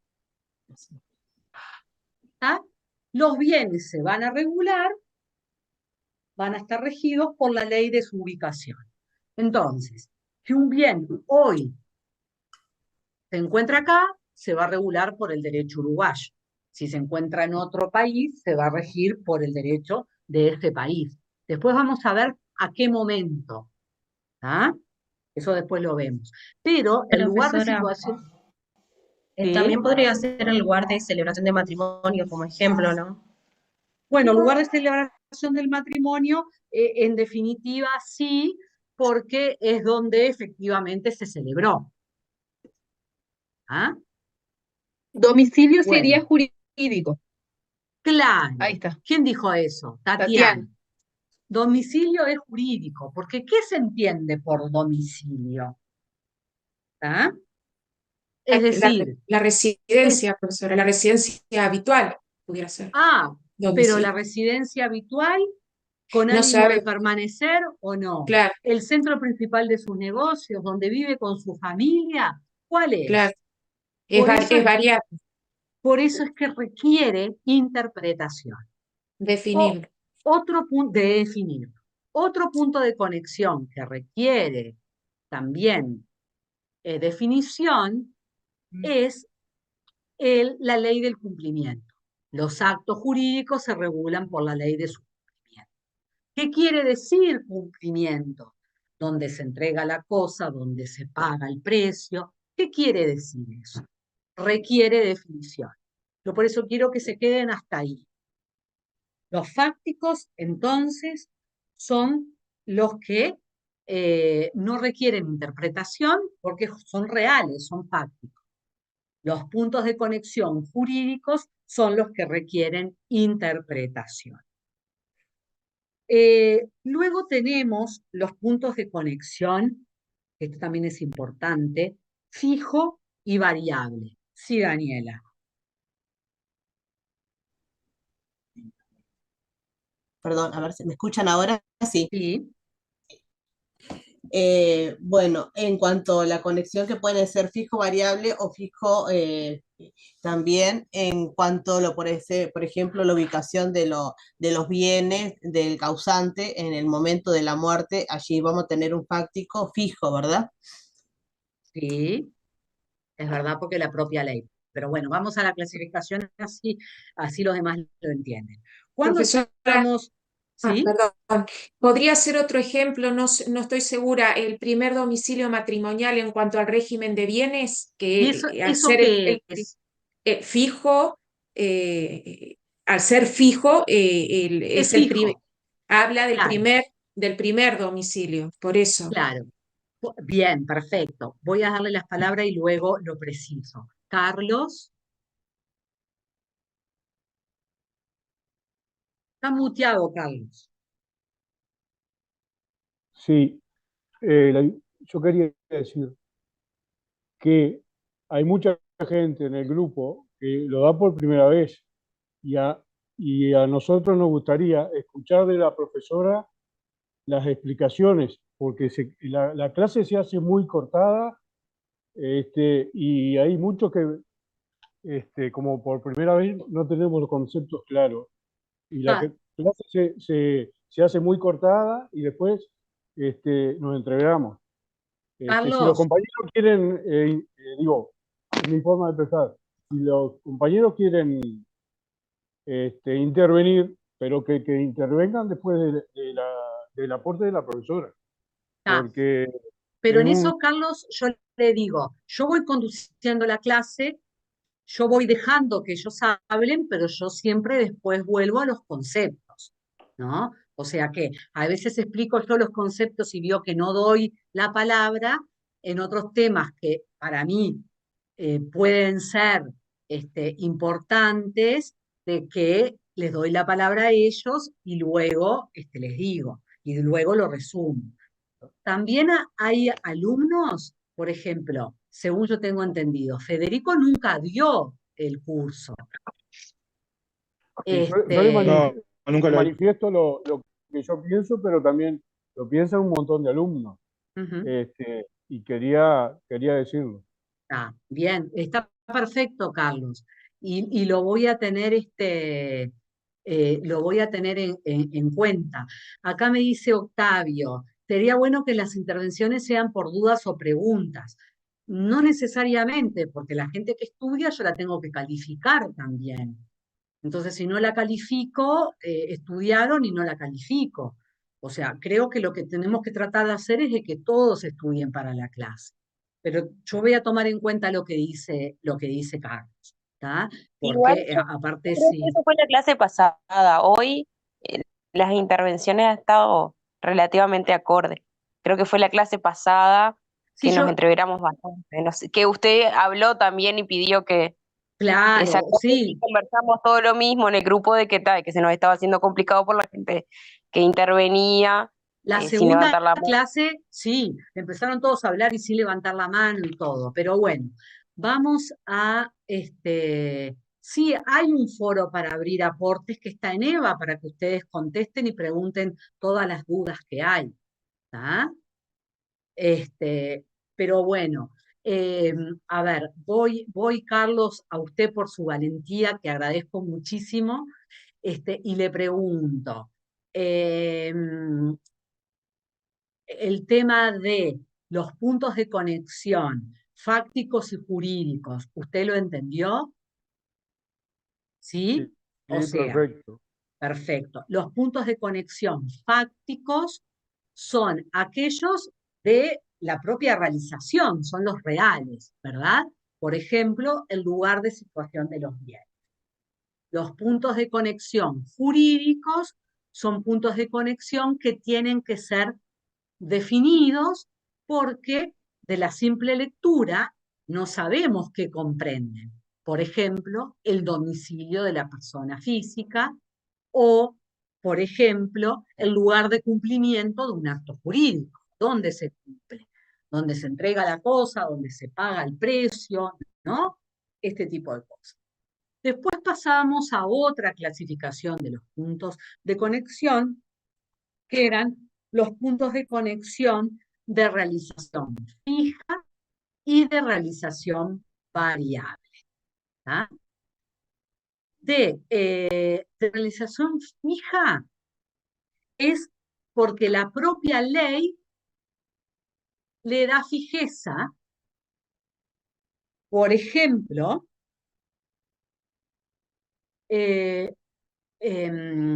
a ver, la ley de la celebración de un matrimonio. Pasa el tiempo y la ley de la celebración siempre va a ser la ley de la celebración. Es única, no puede variar, es fija. ¿Tá? Bien. ¿Qué pasa? ¿Cuándo es variable un punto de conexión? Un punto de conexión es variable cuando, obviamente, puede variar en el tiempo. Si yo digo la capacidad de una persona se regula por la ley del domicilio, el domicilio es un punto de conexión variable. ¿Por qué? Porque la persona puede mudarse mudarse y tener otros domicilios a lo largo de toda su vida. ¿tá? Entonces, por eso es variable. Bien, pero en el medio se dan determinadas particularidades que son puntos de conexión variables, pero que la propia norma le da fijeza. ¿Cuáles son estos casos? Era el que mencionaba María con el régimen de bienes en el matrimonio. Porque el régimen de bienes en el matrimonio se rige por el primer domicilio conyugal. Bien, Mariana, por el primer domicilio conyugal. Entonces, el domicilio conyugal es variable, pero el primer domicilio conyugal no es variable, es fijo. ¿tá? Entonces, nosotros a lo largo del curso vamos a ir identificando estos puntos de conexión. ¿Cuáles son variables? ¿Cuáles son fijos? ¿Cuáles son fácticos? ¿Cuáles son jurídicos? ¿tá? Los más importantes, y yendo al tema práctico, son los jurídicos, porque nos van a obligar hacer una interpretación. ¿Ah? Nosotros vamos a tener una clase específica para hablar del domicilio como punto de conexión, y cuando veamos actos jurídicos, hablar de la ley del cumplimiento. ¿Ah?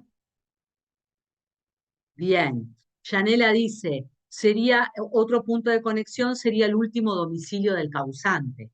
Ojo que nosotros no utilizamos ese punto de conexión en materia sucesoria, pero objetivamente sí es un punto de conexión variable que la norma le da fijeza.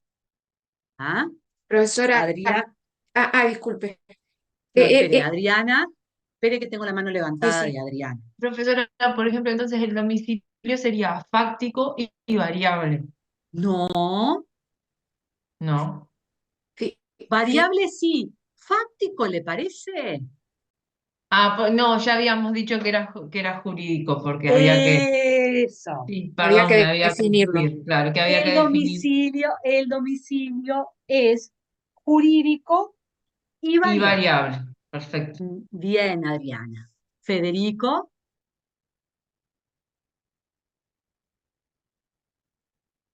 Sí, profe, iba a decir exactamente eso, que los criterios se crean y iba a dar el ejemplo del domicilio, que es variable, pero también es jurídico porque requiere definición.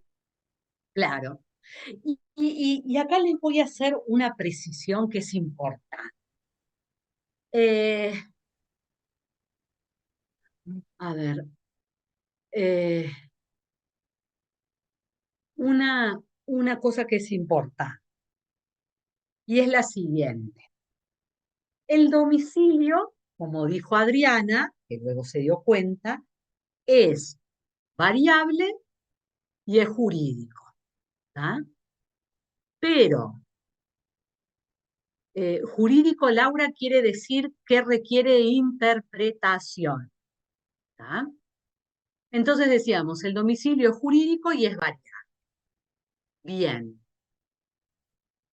Es variable, ¿por qué? Porque la norma no dice a qué momento importa el domicilio, ¿no? ¿Dónde está domiciliada la persona? Pero eso no quita que el análisis se haga en un momento determinado. Si yo, por ejemplo, tengo que demandar a una persona y utilizo el criterio del domicilio del demandado, ese domicilio, ¿cuándo va a ser? ¿Cuándo lo voy a considerar? Es variable, porque la persona puede estar en distintos lugares, pero ¿cuándo lo voy a considerar ese domicilio? ¿Alem iba a contestar eso? Sí, depende de la situación jurídica que esté analizando, ¿no? Sería el momento de que se ejecutó el acto que produjo los efectos jurídicos que se están cuestionando en el momento. En Por realidad, ejemplo, estrictamente no. bueno, entonces no sé. A ver, Esa era mi suposición. está bien, está bien. Federico, está bien, Alem, acá estamos para pensar. Ah, no, ¿No porque sería Federico. cuando presentás la demanda? Claro, ese momento, cuando presento la demanda, que cuando lo voy a demandar es donde está domiciliado. Si después cambia, bueno, está. Pero lo que quiero decir es que el punto de conexión sea variable surge de la propia norma, porque no le das fijeza en ningún momento. Esto no quiere decir de que yo después tenga que ir persiguiendo a una persona por cada lugar donde se mude, porque eso obviamente es una denegatoria de justicia. ¿Entienden ese punto? ¿Ah? Pero obviamente que es variable en el momento del análisis porque la norma no le dio fijeza. Dijo el domicilio de la persona. Si, por ejemplo, yo quiero hacer un análisis al día de hoy, lo haré conforme al domicilio que tiene la persona al día de hoy. Si después la quiero demandar, lo haré de la demanda. ¿Ah? Bien, y ahora vamos a lo último de la clasificación de las normas de conflicto según el punto de conexión. ¿Ah? ¿Esto para qué nos sirve? Para poder ir identificando normas de conflicto. ¿Ah? Bien, entonces, nos vamos a encontrar con 1, 2, 3, 4 tipos de normas.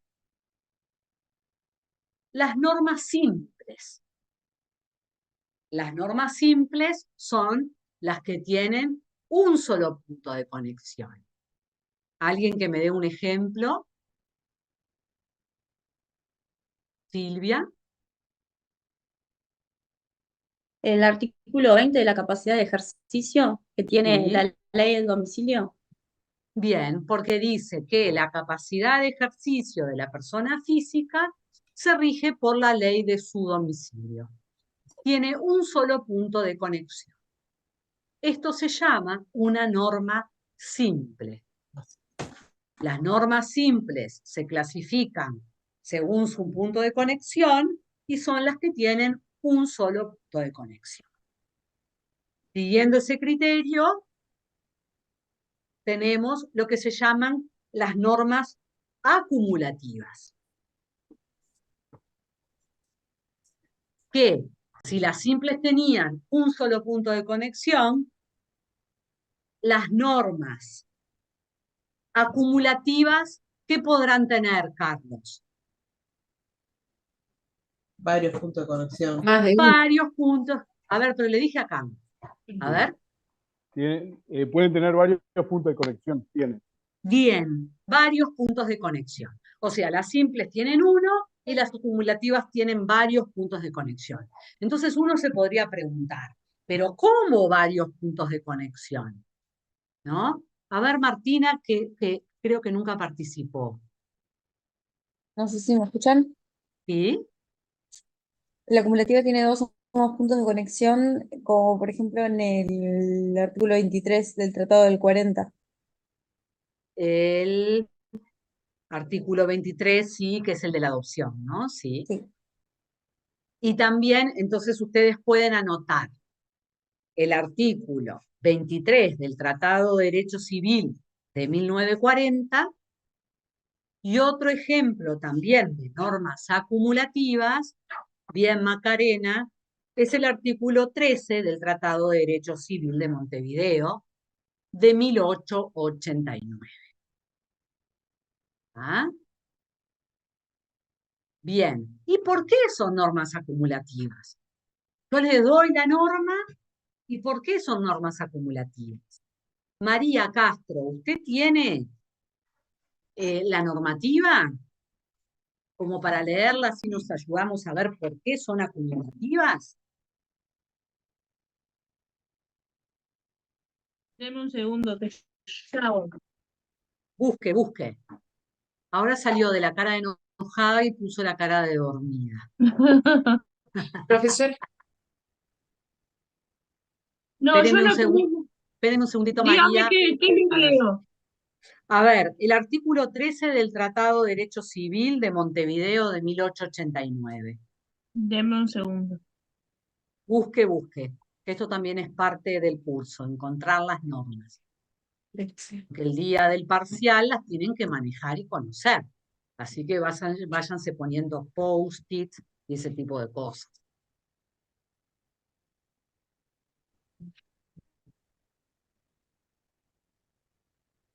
Vamos a esperar a María porque también otros Acá pueden está, estar profesora. buscando. A ver, ¿qué dice? La ley del domicilio matrimonial se rige A, la separación conyugal, B, la disolubilidad del matrimonio siempre que la causa alegada sea admitida por la ley del lugar en el cual se celebró. Bien. Entonces, ¿cuál es la categoría en esa norma? el divorcio. Así ya vamos participando. A ver, Alem, ¿usted sabe la categoría? El domicilio patrimonial. ¡Ah! ¡Le corto la cabeza! Y que quede grabado. Que quede grabado. Porque dije que nunca podíamos confundir categoría con punto de conexión. No le corto nada, Len, es un sistema figurativo. Pero ¿sabe qué? Usted, con esto que yo dije, nunca más se va a olvidar de que el domicilio es un punto de conexión. No, Entonces voy a trabajar. mañana ya me olvidé, profesora, porque tengo memoria después de No, Alem, pero no. El viernes, el miércoles se lo voy a preguntar. Entonces, vamos a trabajar con ese artículo. El artículo 13, dijimos, del Tratado del 40, del 89, perdón. La ley del domicilio matrimonial rige la separación conyugal, la disolubilidad del matrimonio, siempre que la causal alegada sea admitida por la ley del lugar en el cual se celebró. ¿Cuál es la categoría, Alem, y voy a trabajar con usted, la categoría de esta norma? Bueno, y al no ser, sí, la leí rápido, sí, porque en realidad el punto de conexión, porque está hablando de la ley del domicilio matrimonial y no del domicilio matrimonial. Eh, entonces, sobre lo que está regulando sería la separación conyugal y la disolubilidad del matrimonio. Bien, como decía Tatiana, tiene dos categorías esta norma. Tiene la separación conyugal y tiene la disolubilidad del matrimonio. ¿Y cuál es el punto de conexión que se utiliza en esta norma, Alem? Eso sí es la ley del domicilio del matrimonio. Claro, en realidad es el domicilio matrimonial, es el punto de conexión, el domicilio matrimonial. Bien, entonces, a ver, Carlos, ¿por qué decimos que acá pueden haber dos puntos de conexión? Porque dijimos que un punto de conexión es la ley del domicilio matrimonial rige, la separación conyugal. Ahí no tenemos problema. Separación conyugal es una categoría y la ley del domicilio matrimonial rige, es la disposición, y el domicilio matrimonial es el punto de conexión. Pero ¿qué pasa con la disolubilidad del matrimonio? El B, no sé si usted tiene la norma ahí adelante. La disolubilidad del matrimonio es la categoría. Pero ¿por qué decimos que hay dos puntos de conexión? Uno es la ley del domicilio matrimonial. ¿Cuál sería, Carlos, el otro punto de conexión que usted podría encontrar ahí? Déjeme pensar. Sí, piense.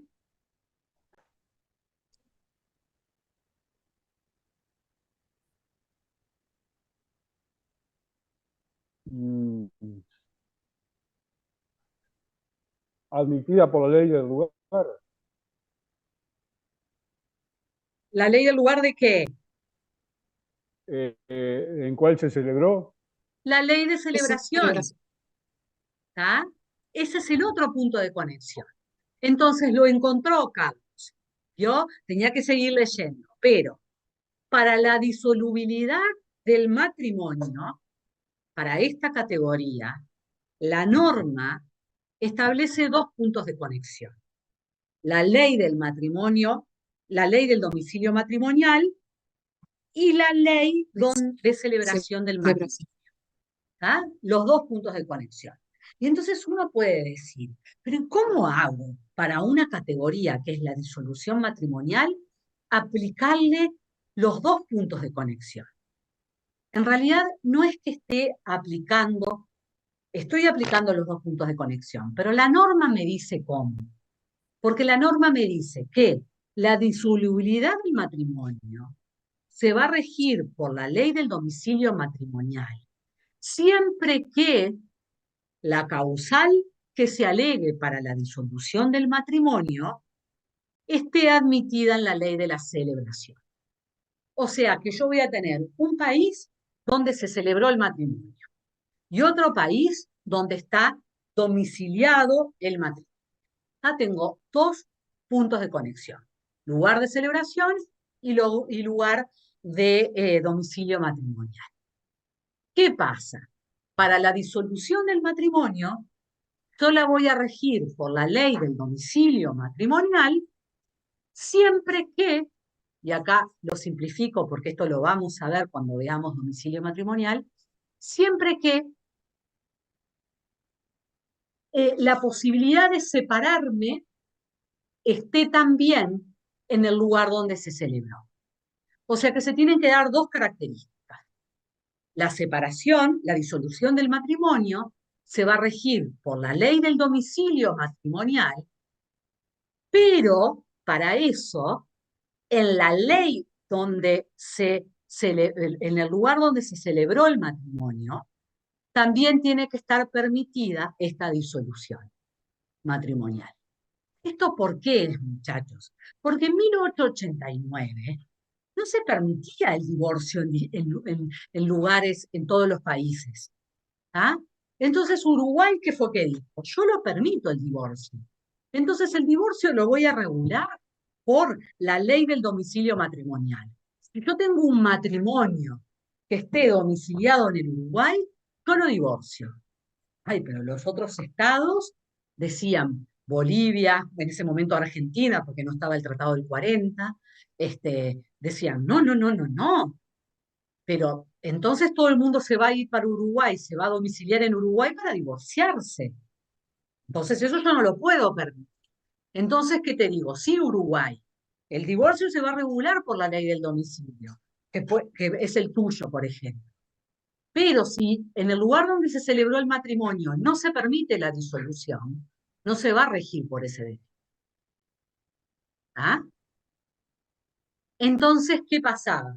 Para ese momento, para divorciarse, uno tendría que haberse casado en un país donde se permita el divorcio y luego ir a domiciliarse a un país donde se permita el divorcio. Entonces, si se dan los dos puntos de conexión, uno se puede divorciar.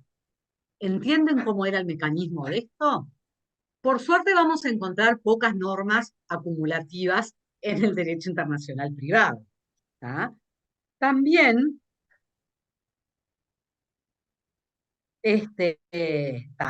no voy a seguir con esto porque tampoco es que, pero esto para que sepan que vamos a encontrar normas acumulativas, es decir, donde va a haber dos puntos de conexión que están en juego. Avanzando con la otra clasificación, sí, Natalia. Me quedó un algo entreverado, tal vez. Sí. En esto que estamos viendo, por ejemplo, del matrimonio, si, por ejemplo, me caso pensando que el día de mañana me quiero divorciar en un país donde admita la sola voluntad de la mujer, digo, bueno, me caso en Uruguay porque admite el divorcio por la sola voluntad de la mujer. Después me voy a vivir a cualquier lado, no importa, porque como en el país en el que me casé admite la sola voluntad de la mujer, me puedo divorciar en otro lado porque en el lugar en que celebré el matrimonio se admite esa disolución. Claro, porque después vamos a ver, cuando veamos domicilio, si cuando dice causal alegada es el divorcio o es la causal del divorcio. Riñas y disputas, sola voluntad, etcétera, etcétera. ¿Ah? Esto obviamente que con la ley, después con el Tratado del 40 cambia y después la ley 19920 no utiliza una norma optativa. Dice que el divorcio se rige por el domicilio. Perfecto. Conyugal. O sea, ya no complica más la historia. Sí. Eso era cuando antes, hoy por hoy ya es un derecho humano el tema de disolver un matrimonio. Perfecto. ¿Ah? Bien, Natalia. Bueno, entonces, normas acumulativas. Vamos a las normas optativas. Estas normas optativas son normas que, como bien dice la palabra, se permite, bien María Belén, que pase bien, se permite optar. ¿Quién opta? Puede optar el actor o puede optar un juez. ¿Ah? Ejemplos de esto tenemos, ¿sí, Carmen? ¿Usted sabe ejemplos?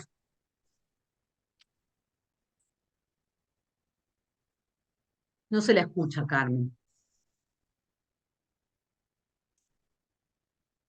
La seguimos sin escuchar, Carmen. A ver, Silvia, mientras que Carmen...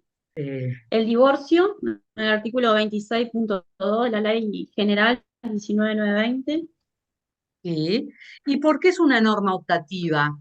Una norma optativa es el artículo 26.2 de la Ley 19.920.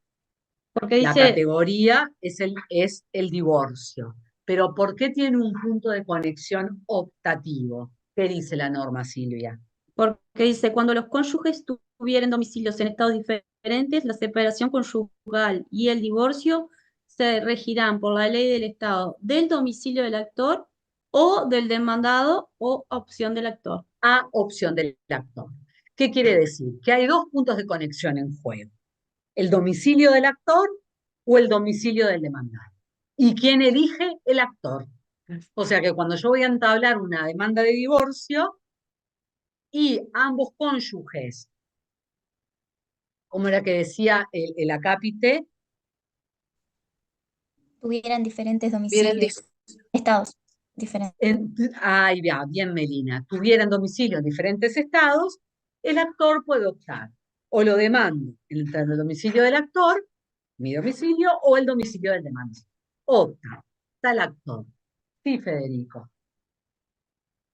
Sí, el otro ejemplo de norma adoptativa es sobre los alimentos, que también queda opción del acreedor elegir en cuál domicilio, o sea, si demandar en el domicilio del acreedor o del deudor. Claro, ahí lo que tenemos es el artículo 6 de la Convención Interamericana, ¿se acuerdan, CIDIP? Sobre obligaciones alimentarias. ¿Ah? Que esa norma dice, se regulará por aquel de los siguientes órdenes jurídicos, pero acá dice, a juicio de la autoridad competente, resultare más favorable al interés del acreedor. Dice, el ordenamiento jurídico del estado del domicilio o residencia habitual del acreedor, o el ordenamiento jurídico del estado del domicilio o residencia habitual del deudor. O sea que dice que la ley se va a regular por el ordenamiento jurídico que sea, bien Andrei, que sea más favorable al interés del menor. ¿Entre qué opta? Ordenamiento jurídico del domicilio o residencia habitual del acreedor o domicilio o residencia habitual del deudor. ¿Quién elige? Elige el juez. ¿Ah? Por eso tenemos normas optativas donde elige la parte y normas optativas donde elige el juez. Tengo a Andrei y a Len. No, iba a decir eso, me quedó la mano levantada, que en ese caso elegía al juez. Bien, perfecto. Y después Bien. que había hecho una compañera el artículo 29 de la 19.920. Y ahí A ver. sobre obligaciones alimentarias, ¿lo leo? Sí, correcto. Las obligaciones alimentarias, así como las calidades de acreedor y deudor de alimentos, se regulan por la ley de estado del domicilio o residencia habitual del acreedor de alimentos o por la ley del estado del domicilio o residencia habitual del deudor de alimentos, y acá dice a opción del acreedor. Quiere decir que la opción de elegir ahí. Claro, vio que esa norma del 29 es diferente al artículo 6 de la Convención de Alimentos, pero eso después lo vemos. Sí, a esa me Bien, refería Martina. yo, ¿A qué? ¿Eso, Federico? a la ley. Bien, perfecto. Bien. Bueno, tenemos que pasar a la última tipo de norma, pero Alem tiene la mano levantada. Y una consulta, en el caso de una persona que no haya vivido nunca acá en el Uruguay ni nada por el estilo, ni sea uruguayo, para el caso sobre todo de los alimentos, ¿no? ¿Qué potestad tiene el Estado uruguayo para hacerlo someterse a la legislación uruguaya si la persona ni vive acá, ni es uruguayo, ni tiene intención de residir nunca acá, etcétera, etcétera? ¿Qué potestad tiene el Estado uruguayo para hacerlo que se someta a la justicia uruguaya? Ninguna. Por eso es que existen las normas de derecho internacional privado que le van a decir cuál es el juez competente en materia de alimentos. Ah, ¿Ah? está bien. No, yo porque analizando esa norma me resultaba raro que se pudiera, que el acreedor, que una persona, no sé, de Nueva Zelanda pudiera venir a mudarse acá porque capaz que las normas les eran más favorables, solicitar una demanda de alimento acá y que se fuera forzado el deudor a que pagara según el criterio de acá. Bueno, pero si se vino acá, se puede, pero se va a poder demandar conforme a la ley del domicilio del acreedor o del domicilio del deudor. No va a poder inventar cualquiera. Sí, Ana Lucía, eso es el foro shopping, donde uno, cuando va de shopping con el foro, como quien dice. Bueno, vamos a la última que nos quedan 4 minutos. Son las normas subsidiarias. ¿Ah? Y en esto lo que les pido a alguien es que lea el artículo 24 de la ley de DIP. A ver, María, que la tengo un poco abandonada.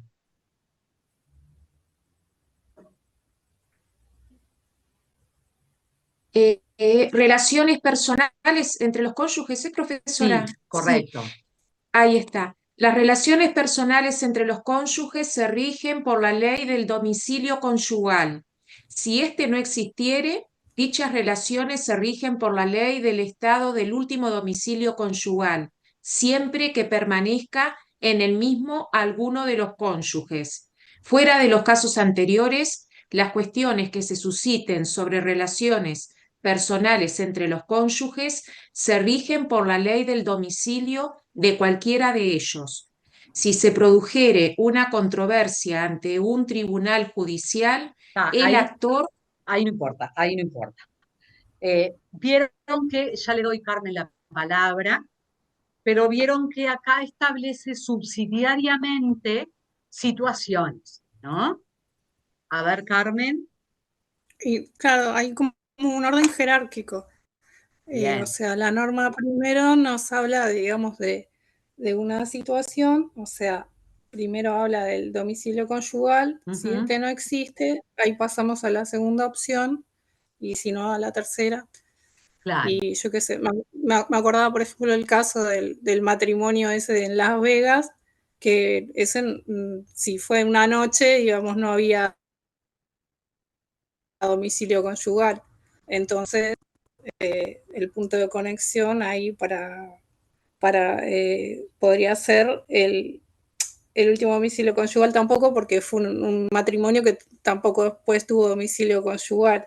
Claro. Sería está domiciliado uno de los cónyuges. Claro, esto es para ver la relación. Una en defecto de la otra, profesora. Sí, en las relaciones, sí, María, en las relaciones personales entre los cónyuges, sí, en esa categoría vamos a tener esa solución subsidiaria. También se le denomina en cascada. Si no es uno, es el otro. Y si no, es el otro. Creo que de la propia lectura de este artículo surge cuando corresponde uno y cuando corresponde el otro. Bueno, tengo la mano levantada de Melina y de Federico. Profesora, yo solo quería preguntar, ¿el artículo 24 de qué? Porque se me cortó ahí.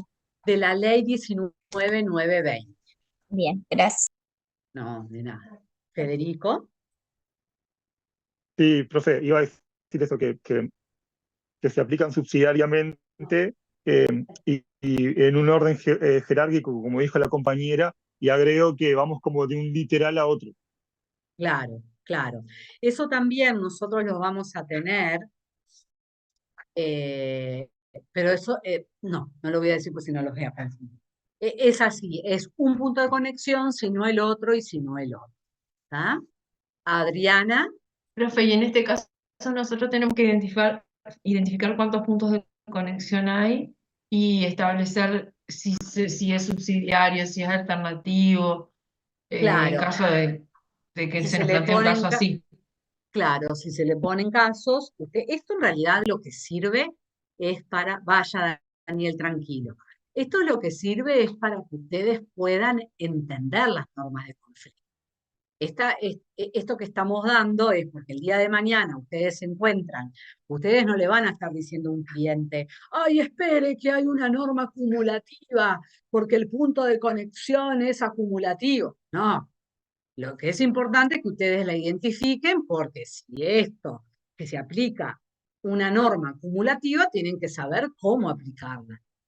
Si es una norma simple, bárbaro. Si es optativa, bueno, entonces le tienen que decir al cliente, mire, si usted es el actor, tiene el derecho a optar entre una u otra. Y si es subsidiaria, son ustedes mismos los que tienen que decir, bueno, ¿se da la hipótesis 1? Si no, pasó la 2, si no, pasó la 3. Es decir, es importante tener en cuenta esta clasificación para entender cómo se aplican esas normas que se clasifican de esa manera según el punto de conexión. Ese es el objetivo de la clase. ¿Está, muchachos? Bueno, clase que viene importantísima. Funcionamiento de la norma de conflicto, y ahí vamos a ver calificación, y vamos a ver también interpretación del punto de conexión. Este es un tema importantísimo porque es un tema de pregunta segura, porque es el ABC para solucionar los casos internacionales.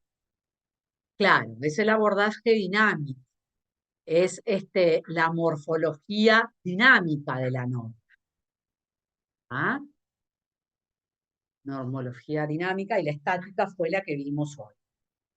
¿Está, muchachos? Bueno, les subo la clase y les subo el esquema luego que lo acomode.